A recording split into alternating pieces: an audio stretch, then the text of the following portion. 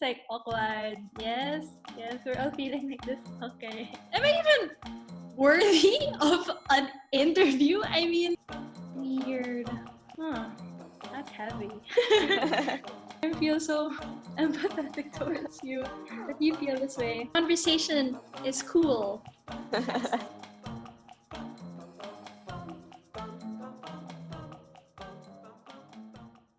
Hi, Pilar. Hi. You know how we worked together in the same project back in college. So I was a senior then, I think, and you were a freshman. And I'm sure that since then, you've had a fair share of maybe accolades and achievements, knowing how well then that you're able to perform. But recently, I think during a catch-up, we both shared how we kind of struggle with this thing called imposter syndrome. And I guess I just wanted to have a conversation on that a bit more. And I guess, how would you define imposter syndrome in your own words? Okay, personally for me, I think imposter syndrome is the thing that holds you back from saying yes to every question placed upon you. Even if you know so much about something, or even if you're so passionate about a certain aspect and you work towards a goal, you always feel like you're never gonna be good enough for what opportunities come your way. Oh my gosh, that's so funny because that's literally what I was thinking of, that whole concept of I'm never good enough. Imposter syndrome is also, I guess, this feeling that, hey, I don't deserve to be where I am. I think that's maybe like another way to kind of frame it. So what would you say is your most significant experience with imposter syndrome? I come from a family kasi where we're a big family. Like, I have 5 siblings. So, easily, you have to grow up competitive, right? So, all my life, I've been competitive in sports and like org work, committees. I've always been the one to say, okay, yeah, I'll join. Sige, I'm down. I don't know if this is an awkward experience. I received an opportunity to join a pageant. And honestly, I'm not part of the management side of our business cluster of my university. So I never felt like I would be a great representative. And then when I was selected to represent the organization, I really had so many reservations about it because I really felt that I was just not up to par with how competitive they were telling me that it would be. So when I got there and I was looking at all the other competitors, all of the people who were part of the pageant, I was thinking, why am I making such a big deal out of this? Like, it's just an organization thing and it should be fun. And I don't know, how come I'm stressing so much over it? And then I realized maybe the pressure is coming from the fact that I love the people in my org so much that all I want to do is like make them proud. But at the same time, it was also weighing on me thinking, I'm looking for very specific qualities in myself that should be represented for my organization. But at the same time, how am I going to represent my own personal qualities as a person? A lot of people are thinking, okay, from this story, it means she won, like, underdog story. But no, I didn't win. I think that maybe helped me better cope with the fact that I received an opportunity like that. Because at the end of the day, I realized, okay, maybe it's not about just winning, but just saying yes to those kinds of opportunities when it's thrown at you. A mutual friend of ours told us, fake it till you make it. And I think that's something that I've been striving to do. Because when people come to you with opportunities, diba, the first thing you're thinking is, why me? I can redirect you to a friend that I know who's better at this. Or, why don't you get this person? Like, she or he has so many good qualities that I'm so familiar with. I can vouch for this person. But I realized, how come I never vouch for myself? The insecurity of, why me, it's always there. But at the same time, if I am able to model in front of 500 people I don't know, maybe all of my fake it till you make it opportunities be something that mold me into the kind of person that I want to be. Like, when I look back also, maybe an experience that was really, I guess, life-changing also for me would be getting my first job. So, how you're kind of taught to take on a lot of roles, ramp up your resume, and eventually when you start going into interviews, you're taught to like prepare yourself for those things, prepare yourself for assessment. And basically, you're taught to show like your best self. Like, you have to show your results, your numbers, what's the problem you face and how did you solve it. And I think in the process of doing that, you kind of cut the difficult parts of yourself, right? Because you just want to show like the best parts. And so eventually there was this specific job that I was eyeing for, and I knew that I worked hard for it. to the point that I actually made it. Like, oh, I got this role, and it was the first time they were ever giving a new hire a role like that.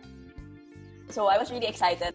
But I think when I came into work, like my first few months in, I was so worried that people would just see right through me and that everything that I did in my resume wasn't really all that great. Because the reality is, it's not just like that 1 hour interview you get, right? It's like the results you bring to a certain like job. And I think that mindset made me struggle a lot. It would bring me down instead of like pushing me to actually do more and to achieve. I wouldn't cut myself any slack that I was a new kid because I thought that I had so much to prove. Like I was always someone came from a small grade school, moving into a bigger high school, and then later on, like I moved to a college where no one really knew who I was. Like I didn't come from like the top school. Because of that, I always felt like I had to keep up with everyone else. Like I wasn't worthy. I wasn't part of like the typical like group. I had to always like find a way to ease myself into wherever I was going into. And I think maybe that's where my imposter syndrome stemmed from. The feeling of I know that I'm 10 steps behind everyone else, and therefore I have to come in and like show and prove like my worth. So yeah, I think that experience though really taught me to take a step back and take a breather. I think know the importance I think of relaxing and stop like putting so much like standards or expectations on yourself, because it's not gonna make anything like any better if you're too hard on yourself. When I was able to become more open about it with people in work, like being able to express my feelings, not even just to my colleagues, but to my bosses, for example, and seeing, I think, other people outside where I work going through the same thing and being able to talk to them about it, I think that really helped. That's true. And it's hard because like you were at work, right? So it's like, oh, okay, if we're all climbing the work ladder, then what flaws can I show? And like, I don't know, what will get me more opportunities. I know, it's kind of like that also in like peer groups, right? Like with friends. We both come from big friend groups. And so many of them have very different like jobs, you know, courses and lifestyles. And honestly, me, sometimes I get scared not to talk to my barkada because they're always like, oh, okay, I got this new thing. Oh my gosh, I got accepted to this. And I'm just like, oh, congrats. Oh my God, I don't have anything to share. What are we going to do? So yeah, it's hard. It's really hard. Yeah, I think like the pressure isn't just in like a career group or with your friends, but it's really a societal pressure even, right? And maybe yeah, it's also because we try to show the best parts of ourselves all the time and fail to consider like the other sides of us that we don't really bring about. I don't know, I guess there's even like a social standard when it comes to commenting on people's photos and the number of likes that you get on a photo, right? These people are the same age as me, but they get 100,000 likes on a single post in 2 hours. What am I doing? I'm posting my bread that I just baked and it gets 2 likes in 2 days. It's not hard to compare yourself to other people when there's a quantity like relation that you're able to see.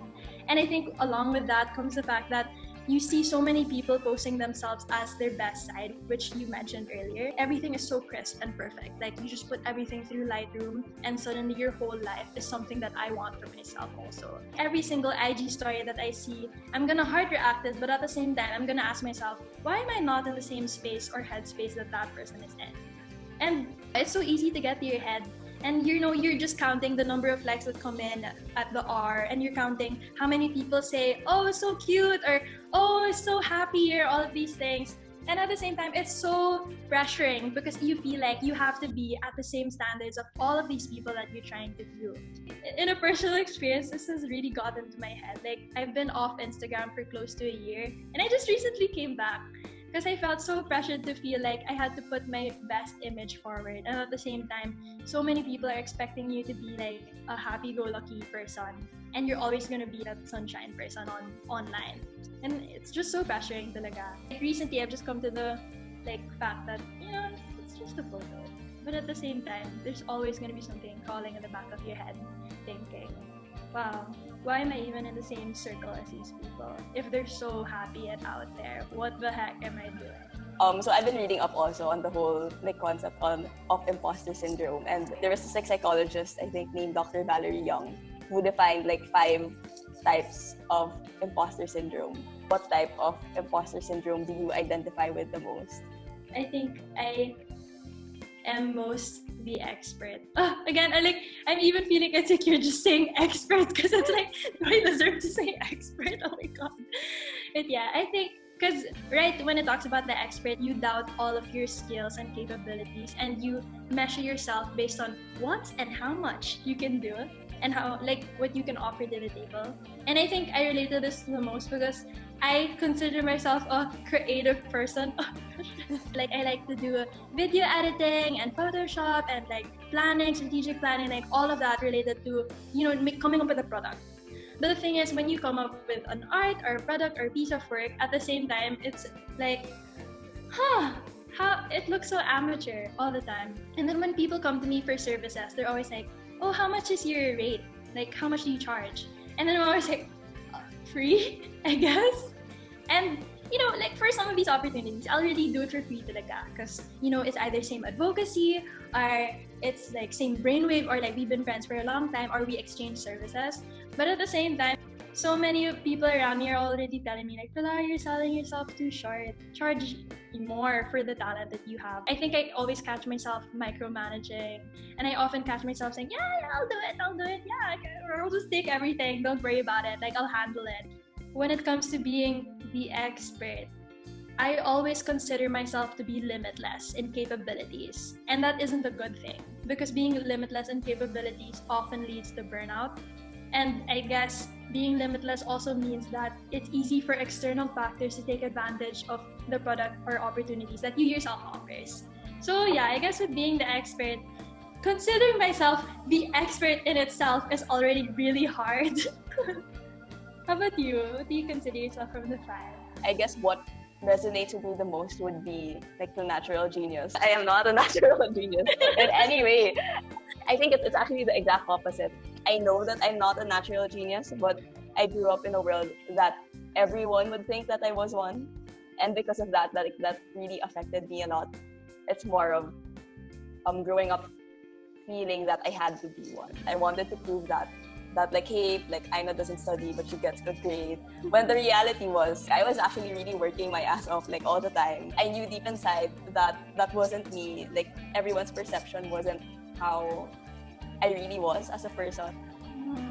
I have to be honest. I think it's so fitting for you, you're the natural genius. Because even me, when I was a freshman, and like you were my head, I already thought like, wow, this girl's perfect. My God. What? Yeah, when your name gets brought up also, the initial thing is really like, how does she do it? Like that's always a phrase, right? It's kind of humanizing, and I feel so empathetic towards you that you feel this way. But yeah, I just want you to know that you deserve every piece of credit that goes your way. Oh my gosh. Oh, thank you. And the same also goes for you. Yeah, since I was a senior and you were a freshman, I could really see how good you were at what you did. No, like no kidding. And I'm so happy to have seen you grow from freshman year to now. Oh my gosh. And I'm excited to see how the next few years are gonna take you. Because I'm sure I don't doubt you. Do you think imposter syndrome is avoidable? I've been thinking about it. I don't know if it is. I've been thinking about it also. I guess one thing that I realized is I feel like imposter syndrome is like a feeling. Like, how sometimes we feel sad, sometimes we feel happy.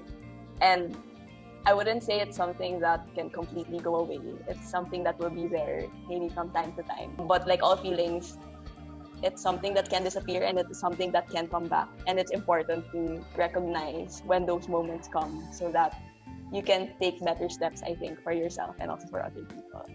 I think I express this to you. Like, I always feel like fumbling yarn, and then you always make it, oh, this is what you mean. Oh, okay. That's what it is.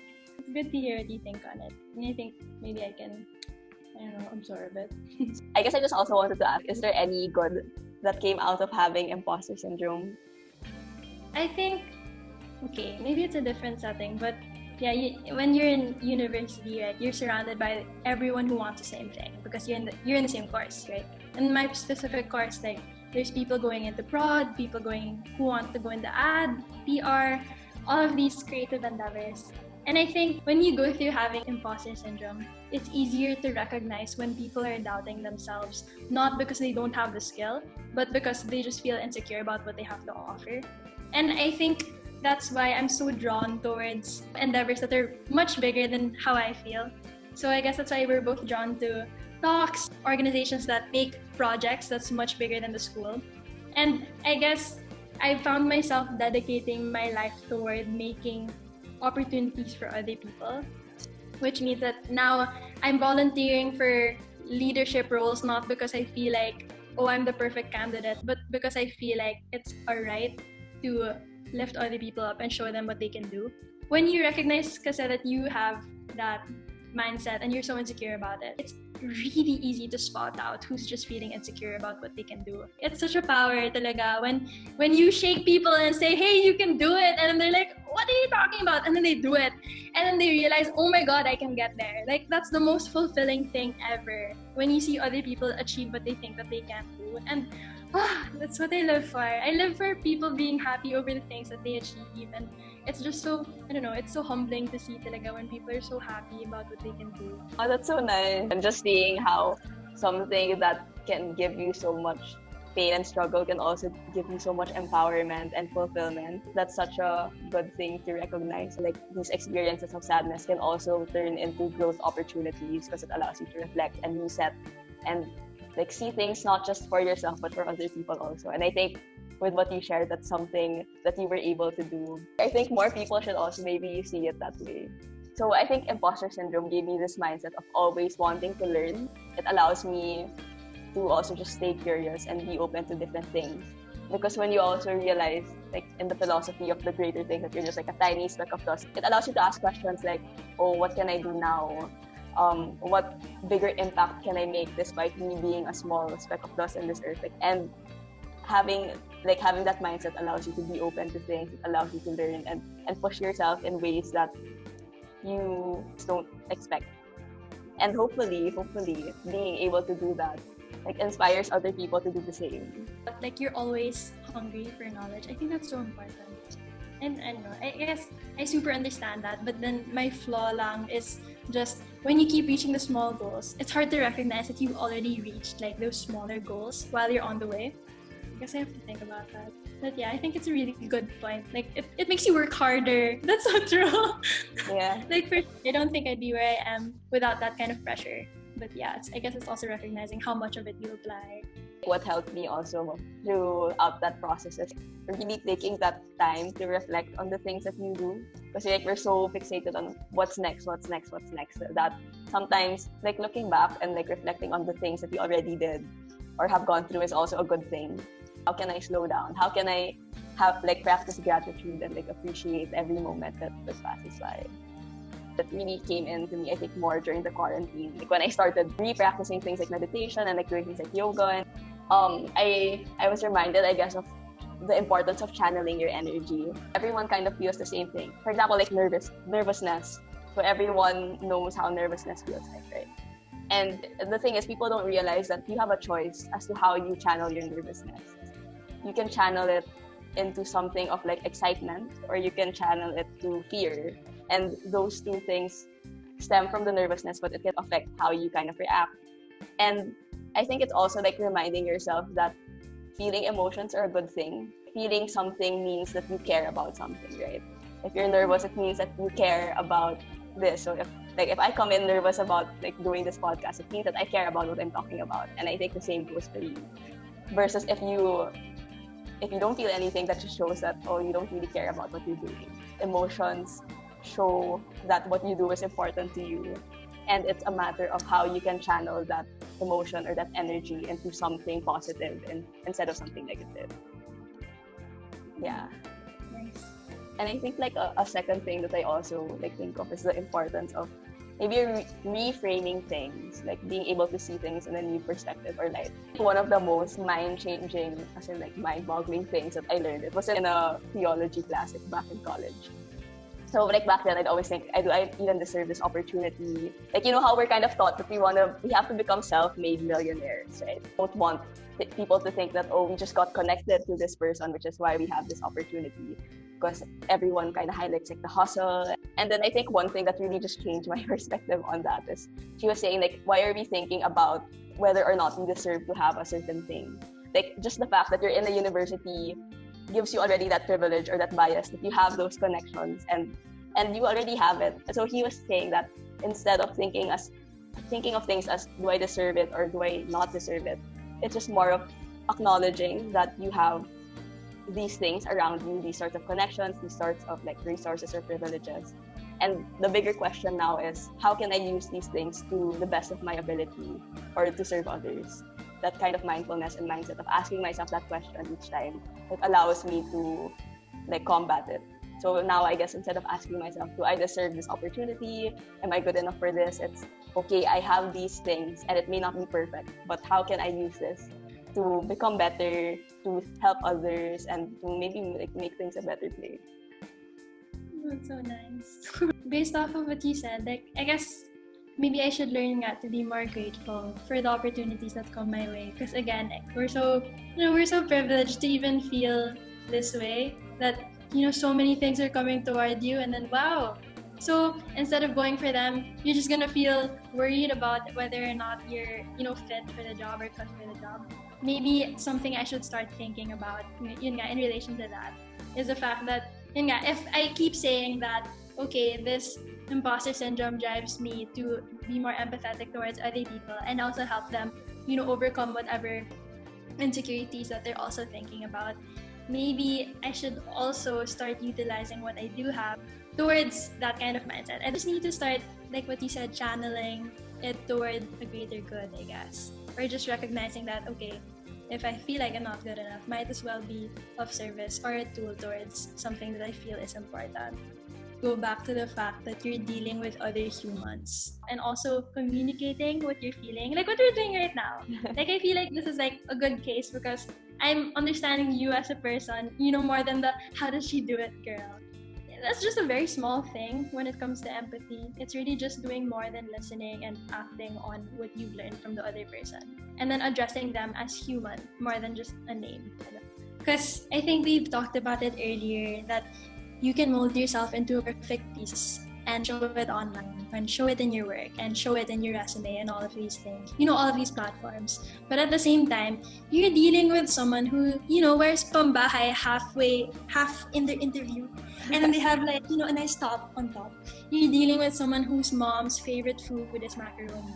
You're dealing with someone who enjoys watching YouTube videos in their spare time. You're dealing with someone who their favorite hobby pala, they like taking care of turtles. That's me.